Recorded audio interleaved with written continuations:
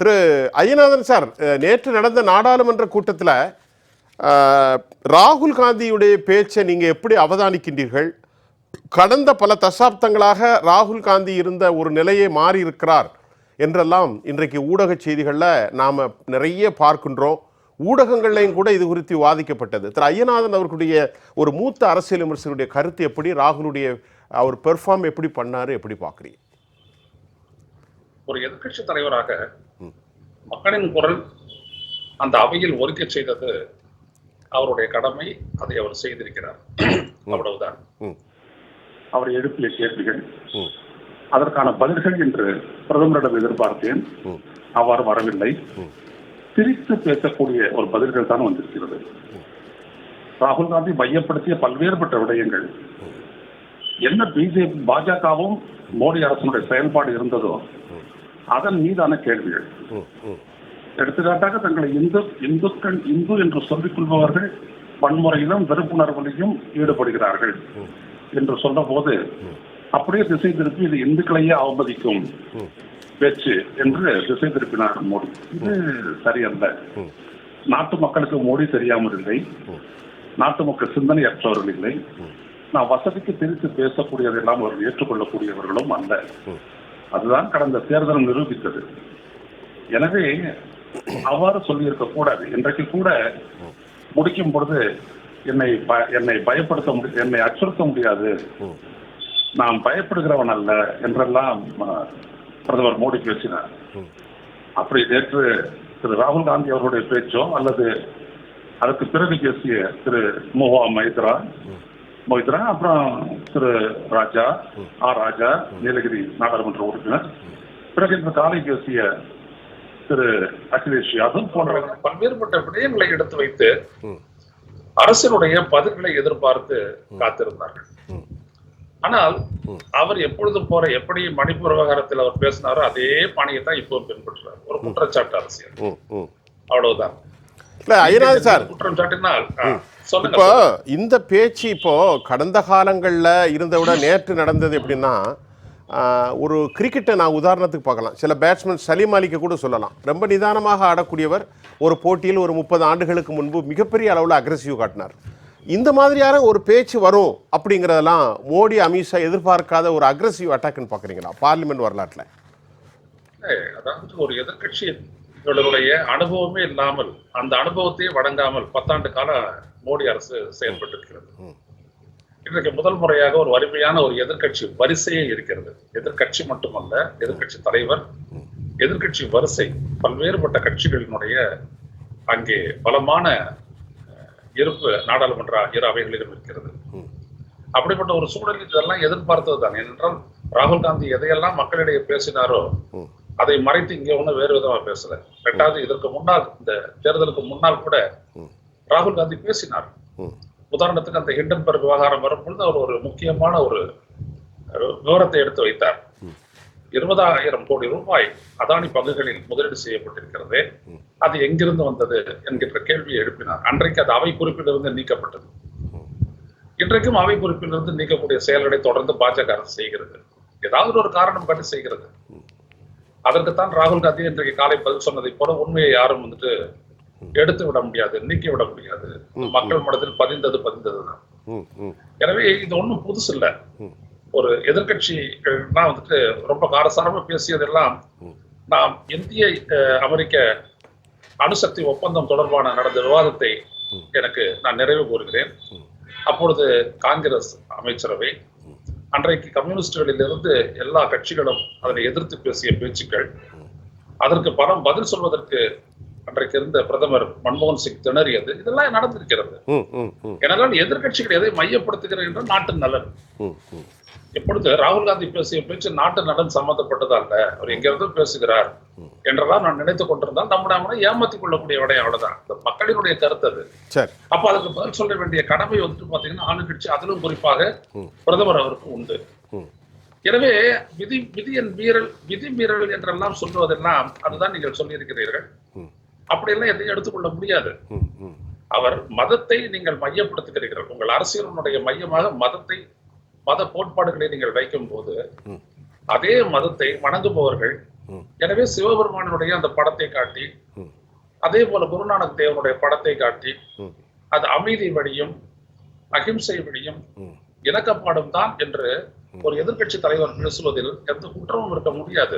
சரி, அப்படித்தான் நாம் அதை எடுத்துக்கொள்ள வேண்டும். எவரொருவர் எடுத்துக்கொள்வார்கள். ஆனால் இங்கே நமது பிரதமர் அதை வேற மாதிரி எடுத்துக்கிட்டு அதை வந்துட்டு ஒரு காட்டமா பதில் சொல்ல போய் பதிலே சொல்லாத போயிட்டாரு. அதுதான் இன்னைக்கு ரொம்ப நேரம் நான் பார்த்தேன், பதிலே சொல்லல. அவரை பத்தி பேசினாரு, அவ்வளவுதான். இந்த நாட்டு மக்கள் புரிந்து கொள்வார்கள், அதுதான் உண்மை. அது வந்து திரு மோடி அவருடைய அந்த பேச்சு எனக்கு பிடிச்சிருந்தது. நாட்டு மக்கள் புரிந்து கொள்வார்கள். நாட்டு மக்கள் புரிந்து கொள்வார்கள் பிரதமர் அவர்களே. இதற்கு மேல வந்துட்டு நம்ம ஒரு ஃபோரம், நாடாளுமன்றம் போன்ற அவைகளில் நாம் பேசக்கூடிய பேச்சு மக்கள் விவாதிக்க மாட்டார்கள், கண்டிப்பாக சிந்திக்க மாட்டார்கள், அது அப்படியே பதிவாகிவிடும் என்றெல்லாம் இதற்கு மேல் நினைக்க மாட்டார் மோடி அவர்களும் மற்றவர்கள் என்றே நினைக்கின்றேன். ஐயாட்ட கேட்கறது என்னன்னா, அய்யநாதன் சார்ட்ட இந்த நம்முடைய கண்ணியத்துக்குரிய சகோதரர்கள் புரட்சி கவிதாசன் அவர்களும் ரவிசங்கர் அவர்களும் சில ஸ்டேட்மெண்ட் வச்சாங்க, நம்முடைய விஜயும் கூட வச்சாங்க. இப்போ கடந்த ஒரு தசாப்தமாக நடந்த நாடாளுமன்ற நடவடிக்கையை விட தற்போது நேற்று உண்மையிலேயே நாங்கள் பார்த்து கொண்டிருக்கின்ற போது ரொம்ப ரொம்ப ரொம்ப வித்தியாசமாக இருந்தது. இதற்காக தலைகள் எண்ணிக்கை சமமாக இருப்பதிலும் அவர்களோடு சக கூட்டாளி பங்காளியாக இருந்த தெலுங்கு தேசமும் ஐக்கிய ஜனதா கட்சியும் மௌனியாகவே இருந்தது. அவர்களெல்லாம் பெரிய ஆர்ப்பாட்டங்கள் இல்லை. இந்த நடவடிக்கையில் அமித்ஷாவுடைய கடந்த கால நடவடிக்கையை பார்க்கின்ற போது நேற்று அவர் நாடாளுமன்றத்திலே ஸ்பீக்கர்கிட்ட கேட்டார், ஐயா இவர்கள் பேசுவதை நிறுத்துங்கள், சபாநாயகர் அவர்களே இதை எப்படி நீங்கள் அனுமதிக்க முடியும், இது பாரபட்சம் காட்டுகிறீர்கள், விதிகளை மீறுகிறார், எங்களை தயவு செய்தில் இருந்து எங்களை காப்பாற்றுங்கள். இந்த ஸ்டேட்மெண்ட் இன்னைக்கு வந்திருக்கு எல்லா தொலைக்காட்சிகளிலும். நீங்கள் இதெல்லாம் இணைத்து சொல்லுங்கள், எப்படிப்பட்ட நடவடிக்கைகள் இனி எந்த மாதிரி தொடரப்போகிறது? அய்யநாதரை முதல்ல எனது அருமைக்குரிய தம்பி பாஜக புரட்சி கவிதாசன், நான் அவர் பேசுறத ரொம்ப நான் கேட்பேன், விரும்பி கேட்பேன். சரி சரி. அவர் பெரிய ஒரு அரசியல் அனுபவம் வாழ்ந்தவர், பல்வேறுபட்ட அரசியல் கட்சிகள்ல இருந்தவர், தெரிஞ்சவர், ரொம்ப ஆழமான ஒரு ஆளு. சரி, அவர்கிட்ட எதையும் விளக்க வேண்டியதில்லை. அவர் பேசுறது கேட்க முடியாத போச்சு, சத்தம் அந்த அளவுக்கு இல்லை. ஆனா அவர் சொன்ன ஒரு முக்கியமான ஒரு கருத்து, ரெண்டு கருத்தையும் சரி. அதுல ஆடைன்னு வரும்போது மகாத்மா காந்தியினுடைய ஆடை என்னன்னு சொல்லுவீங்க? இங்கிலாந்துல ட்ரெஸ் கோட் அப்படின்றது எவ்வளவு பெரிய விடையான்னு தெரியும். நான் போயிருக்கிறேன், த ஹவுஸ் ஆஃப் காமன், அதனுடைய ஹால் ஆஃப் ஹவுஸ் ஆஃப் காமன்ல போயிட்டு நான் பேசியிருக்கிறேன். ஏலத்துல நடந்த இன அடித்தலை பத்தி நான் பேசியிருக்கிறேன். அப்ப என்ன கூட பார்த்து அவங்க எல்லாம் கொஞ்சம் ஒரு மாதிரி பார்த்தாங்க, ஏன்னா நான் டை கட்டல அப்படின்றதுக்காக. ஆனா எனக்கு அது முக்கியமா படல. உண்மையை விட எதையும் பெருசு இல்ல.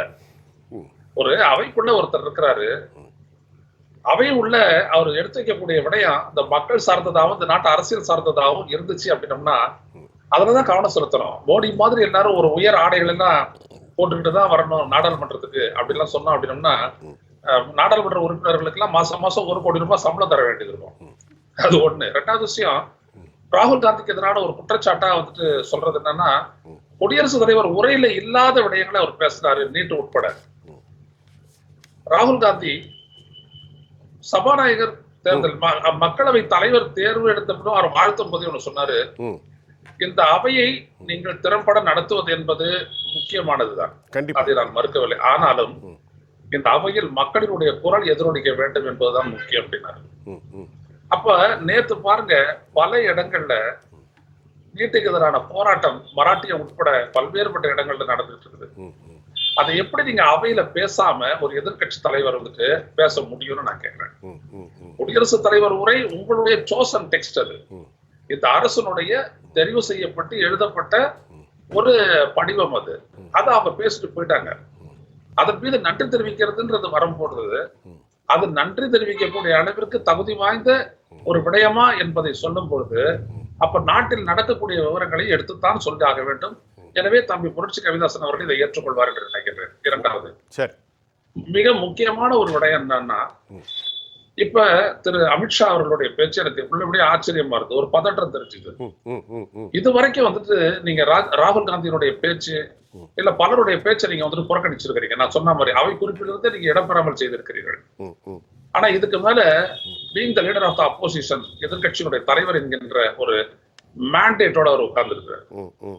எனவே அவருடைய வார்த்தைகளை வந்துட்டு அவ்வளவு சீக்கிரமா நீங்க வந்துட்டு அவை குறிப்பினது நீக்கவும் முடியாது, பதிவு செய்யாம தடுத்துடவும் முடியாது. அந்த மாறிய சூழல்னு திரு சுஃபியான் நீங்கள் குறிப்பிட்டது அந்த இடம் தான். அந்த இடத்துக்கு காரணம் இந்த மக்கள் அளித்த தீர்ப்பு தான். இந்த தீர்ப்பை நீங்க நான் எப்பொழுது உங்களுடைய தொலைக்காட்சியிலே நான் முதல் முறையா தேர்தல் முடிவு வரும்போது நான் சொன்னேன், பல்வேறுபட்ட தடைகளை தாண்டி தங்களுடைய ஜனநாயக உரிமையை இந்த மக்கள் நிலைநிறுத்தி இருக்கிறார்கள் என்பதற்கு இந்த தேர்தல் முடிவுகள் ஒரு அத்தாட்சி அப்படின்னு நான் சொன்னேன். இந்த வார்த்தையை நான் மறக்கவே மாட்டேன்.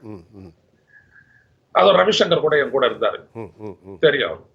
அப்ப கவனிக்கத்தக்க ஒரு விடயம் என்னன்னா, மக்களை சார்ந்து நீங்கள் பேசிய அரசியல் இந்த நாட்டு மக்களை சார்ந்ததா சாரதுதா, தேவையானதா அனாவசியமானதா அப்படின்றதுதான் இந்த அவையில எடுத்து கூறப்பட வேணும். அதான் ரொம்ப முக்கியம். நீங்க இன்றைக்கு கூட பிரதமர் மோடி பேசும்போது அவர் வளர்ச்சின்னு சொல்றாரு. இந்த வளர்ச்சியினுடைய பயனை பத்தி அவர் பேச மறுக்கிறார். வளர்ச்சி என்று நீங்கள் சொல்லும் போது அது எப்படி ஒரு இந்தியனுடைய வாழ்க்கையை பிரதிபலித்தது அப்படின்னு பேசினாரு ஒரு பிரதமர் அப்படின்னா, அது ஹிஸ்டாரிக்கல், அது வரலாற்றில் இடம்பெறும். அதான் ரொம்ப முக்கியம். ஆனா அப்படியே ஒரு சொல்லல அவரு. வளர்ச்சி இருக்குது, உச்ச நீதிமன்றம் சொல்லுச்சுன்றது.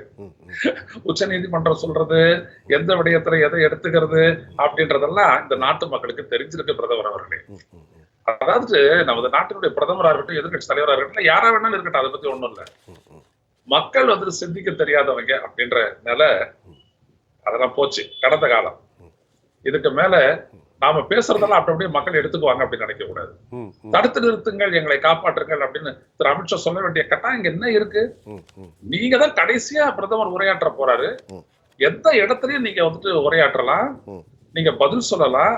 5 முறை நேற்று இன்டரப்ட் பண்ணீங்க, எழுதி வச்சிருக்கிறாங்க எல்லாரும். பிரதமர் 3 முறை, நீங்க 5 முறை, தவறே இல்லை. இப்ப நம்ம பேசுற மாதிரிதான் அவங்க பேசுறதும். ஒரு புரட்சி கவிதாசனுக்கும் அதே மாதிரி ஒரு தகுதி இருக்கு. இன்னும் இந்த அவையில் இருக்கக்கூடிய இந்த விஜய கிருஷ்ணாவும் இல்ல மற்றவர்கள் கூட அதே மாதிரி ஒரு தகுதி இருக்குது. நாளைக்கு இவர்களும் பின்னால போயிட்டு பார்லிமெண்ட்ல உட்காருனா இப்படிப்பட்ட ஒரு நிலையை எதிர்கொள்ளலாம். இதுல அஞ்சுவதற்கோ எதுவுமே கிடையாது. ஏன் கண்டனம் செய்வதற்கு கூட எதுவும் கிடையாது. நீங்க நாம வணங்குற சாமி என்ன சொல்லுது அப்படின்னு சொல்றதுக்கூடிய ஒரு உரிமை கூட இந்த நாட்டுல இருக்கக்கூடிய ஒரு தலைவருக்கு இல்லையா? இருக்கு.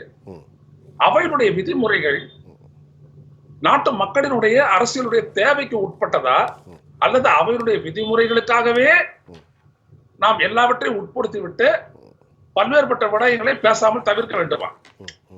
இதுதான் ரொம்ப முக்கியமானது. Somnath Chatterjee amongst the greatest of parliamentarians India has seen. Exactly. இரா செடியனை போன்றவர். Exactly. அவரெல்லாம் இருந்த போது ஒரு முறை சொன்னாரு, காங்கிரஸ் அப்ப ஆட்சி. அப்ப காங்கிரஸ்காரன் கேட்டாங்க, நீங்க ரொம்ப உன்னோட லெப்ட் சைடு தான் ரொம்ப முக்கியத்துவம் கொடுக்குற அப்படின்னாங்க. அப்ப எதிர்கட்சி வரிசையில பாத்தீங்கன்னா பாரதிய ஜனதா இருந்தது. அதுக்கு சோம்நாத் சாட்டர்ஜி சொன்னாரு, yes you are right, you know I am a leftist. ஒரு இடதுசாரின்றது தெரியும், அதனால எனக்கு இடது பக்கத்து மேல ஒரு பாஸ் அதிகம், அதனால நான் கூடுதலா அவங்களுக்கு கொடுக்குற இடம் கொடுக்கறது உண்மைதான். அவர் பாஜகவா கொள்கையானு பார்க்கல. ஆனா எதிர்கட்சிகள் தான் அதிகமான வாய்ஸ் எழுப்பணும், அதுக்கு பதில் சொல்லக்கூடிய கடமையில் இருக்கிறது தான் ஆளுங்கட்சி அப்படின்ற உணர்ந்து செயல்பட்டாரு.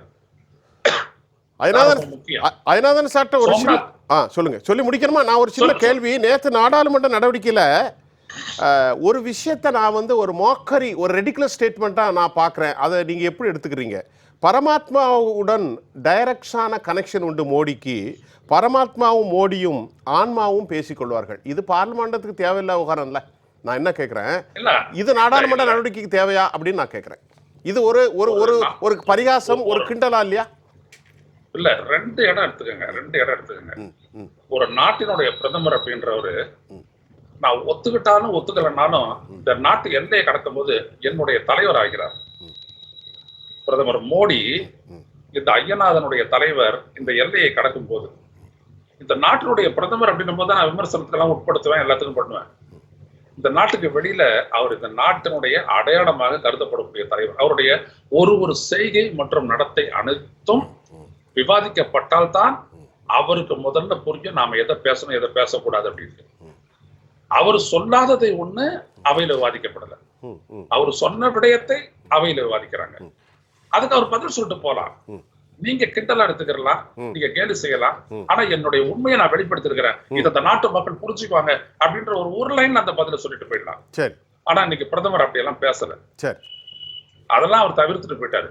ஏன்னா அவருக்கான இடம் தான். சரி. ஏன்னா ஒரு பிரதமரோட பிரெராகேட்டிவ் அப்படின்னு சொல்லிட்டு இந்த நாடாளுமன்ற அவையினுடைய விதிமுறைகள் என்ன சொல்லுதுன்னா, நீங்க 1000 கேள்வி எழுப்பலாம், ஆனா எதுக்கு பதில் சொல்லணும், எதுக்கு பதில் சொல்லக்கூடாது அப்படின்றத அவை தலைவரை கூட அவரை வற்புறுத்த முடியாது. இது இந்த நாட்டு ஜனநாயகத்தில் இருக்கக்கூடிய கண்டிப்பா ஒரு எக்ஸ்ட்ரானியஸ் ரைட் சரி டு தி ஆளுங்கட்சி. கரெக்ட். பல கேள்விகள் கேட்கப்பட்ட போது இப்படி பிரசாத் இருக்கிறது அப்படின்றது என்ன விதமான மரபு? சரி. மரபை பத்தி நிறைய பேசுறோமே, அது என்ன விதமான மரபு? ஏன் பேசக்கூடாது? எனவே இந்த அவையில் நடக்கக்கூடிய விடயங்கள் அனைத்தும் ஒரு ஜனநாயக உணர்வோடு நாம் பார்த்தோம்னா, நேத்து சரி, ஏன் இன்னைக்கு நான் பிரதமர் பேசியதை கூட நான் வலிமையாக ஆமோதிக்கிறேன். அது அவருடைய நிலைப்பாடு. அவர் பதில் சொல்லாத போயிட்டதை கூட நான் ஏன் அவர் அந்த மாதிரி போறாரு அப்படின்றதுக்கு நான் விளக்கம் கொடுத்துட்டேன். ஆனால் you owe responsibility to the people who voted you to the power. கண்டிப்பா இந்த அதிகாரத்தில் உங்களை கொண்டு வந்த அமர வைத்த மக்களுக்கு நீங்கள் பொறுப்பானவர்கள் என்பதை ஒரு கணமும் மறவாதீர்கள். நிச்சயமாக. இந்த நாட்டினுடைய முதல் பிரதமரான நேரு முக்கியமான உரை நடக்கும் போது ஓடி வந்து கேட்டு பதில் சொன்னார். அதை நம்ம மறந்துடக்கூடாது.